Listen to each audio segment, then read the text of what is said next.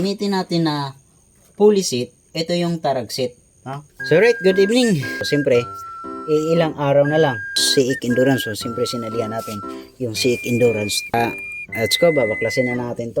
Magpapakondisyon na tayo ng ating panggilid. Yan. Yan natin. Wow. Ang dumi.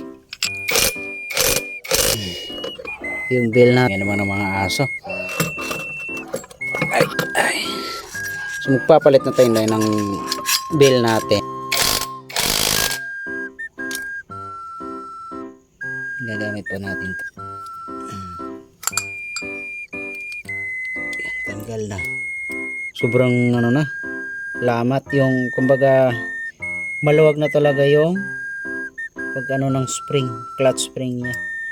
Meron kasi akong binili na clutch yo. So yung gagamitin ko parehas lang naman ata siguro dito. Malapit na maputol. Yan. Delikado pag natuluyan to. Oh, sobrang dumi. Oh. So tapos na tayo naglinis. So right, ang gagamitin natin na pulley seat, ito yung tarag seat. Meron na siyang 2-angle profile. So titisting natin kung ano ba talaga yung maging performance dito kay BB Max. Okay? At siyempre yung RE seat natin na center spring. RE seat din na clutch spring. RE seat na bola. Yan. So RE seat na clutch show kasi nung bumili ako wala silang yung seat talaga na clutch assembly. So siyempre sa parating na endurance ay panggas na lang yung kulang. Okay, let's go, kabitan na. Yan. So may kasama siyang backplate.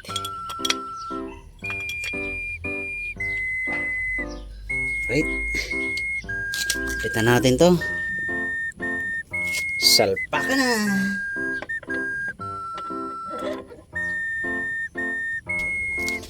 Ay, saksakan na natin.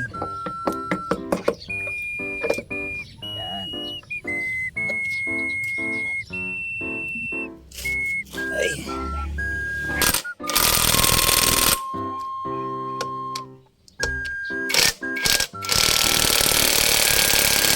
Testing.